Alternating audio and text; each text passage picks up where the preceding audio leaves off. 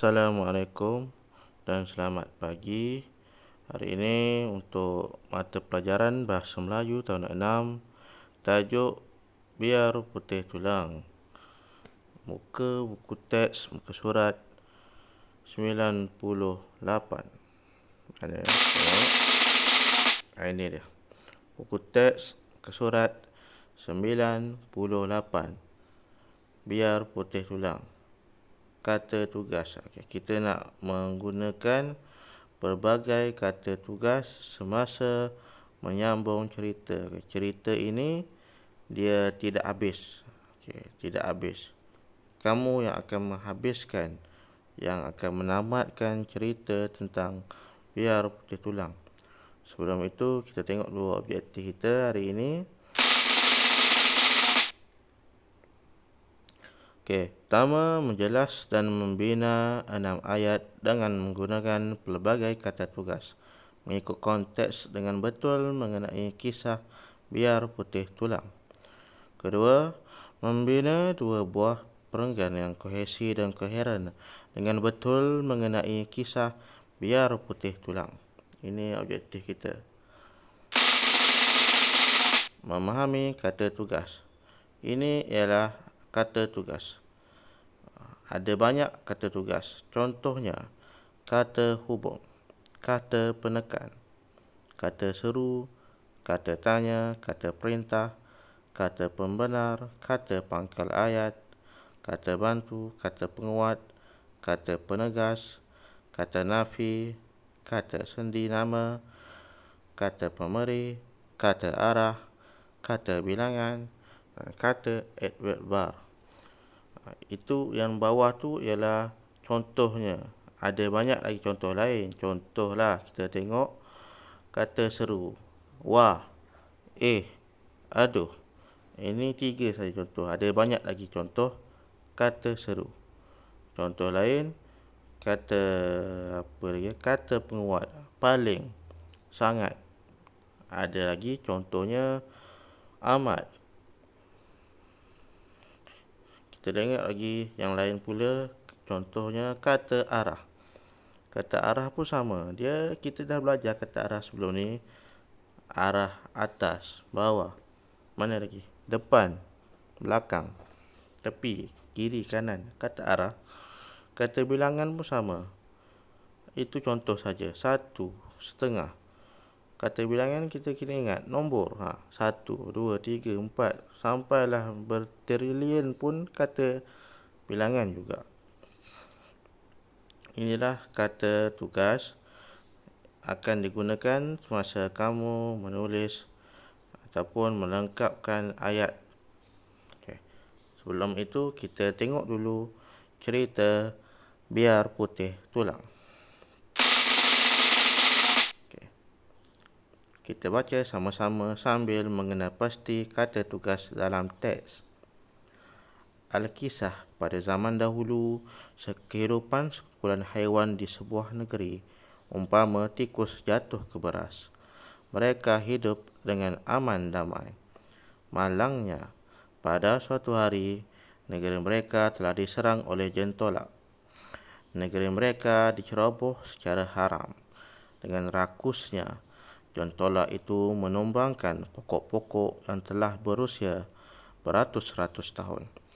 Syahadan, sang gajah yang gagah seperti badang, memanggil warga negeri itu untuk berkumpul. Seterusnya, sang gajah berkata, "Wahai penduduk negeri indah permai, bersatu kita teguh, bercerai kita roboh."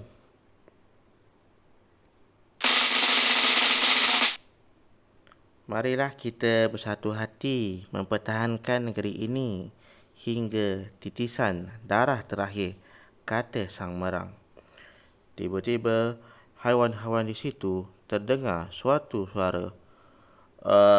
Aku mahu lari dari sini, kata sang biawak yang menyebabkan haiwan lain terpaku bagaikan dipanah halilintar. Hujan emas di negeri orang, hujan batu di negeri sendiri. Aku tetap cinta akan negeriku. kata sang siput sambil mengesot ke arah sang biawak. Biar putih tulang, jangan putih mata, kata sang gajah. Akhirnya, kalau kita lihat, kita ulang balik perenggan daripada yang perenggan pertama. Ada beberapa kata tugas di situ. Contohnya, Al-Kisah digunakan di depan ayat pada, iaitu kata hubung di pada kata sendi. Di kata sendi juga, ke pun kata sendi, dan lain-lain lagi lah. Contohnya, kita tengok penggunaan kata tugas. Beratus-ratus kata bilangan, itulah dia. Dan sama jugalah. Contohnya, apa tu? Itu kata seru, sambil, kata hubung, dan lain-lain lagi. Itu contohnya, contoh penggunaan kata tugas di dalam ayat. Cerita ini belum habis. Apa yang kita nak buat selepas ini ialah kamu akan menamatkan cerita ini. Jangan risau, ada panduan untuk menamatkan cerita ini, cuma kamu perlu melengkapkan ayat itu. Kita tengok. Aktiviti 3, menulis 2 perenggan cerita menggunakan kata tugas. Ini ialah perenggan pertama. Dan ada 3 ayat di situ. 3 ke 4 ayat. Tak apalah, lebih sikit. Kemudiannya kemudian perenggan yang kedua lah. Habis cerita macam ni. Untuk menamatkan cerita ini, kamu perlu tulis ayat ini sebagai satu perenggan. Maksudnya gabungkan ayat ini menjadi satu perenggan. Ini yang kuning ni satu perenggan, yang hijau ni pun satu perenggan. Maksudnya ada 2 perenggan. Contohlah, akhirnya haiwan-haiwan. Jawapannya apa? Jawapan ni kamu kena isi di dalam tempat kosong. Kena pilih, kena baca ayat itu betul-betul. Bukannya alamat di situ ya. Ada perkataan lain, kata tugas yang lain. Kena tengok betul-betul ayat itu. Ini pun sama.